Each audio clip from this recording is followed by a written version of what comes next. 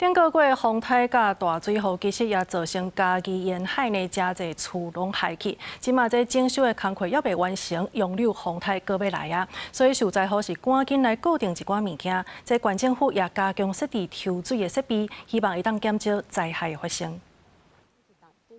予丹仔市风台吹去的厝遐拢伫涂骹，歹去的厝顶也未修理好势，风台又搁要入来，看到厝搁无法度大。 家己沿海地区的民众只会当做一寡准备，看施工的状况，才搁决定要安怎。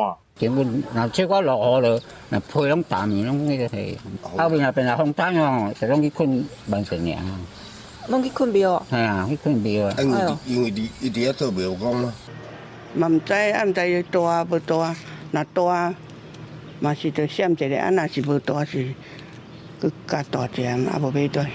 除了民众做风台的准备。 家己县政府嘛，看伫风台有影响进程，到原来一寡地势低、较会淹水的所在来会勘，针对因为丹仔市风台造成房厝受损的受灾户，嘛会做安置的协助甲规划。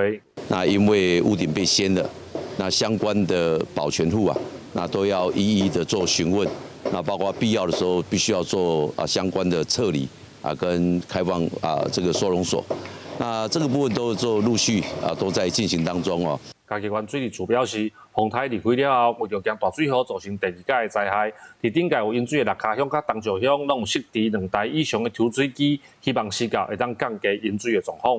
记者林慧婷，嘉义报道。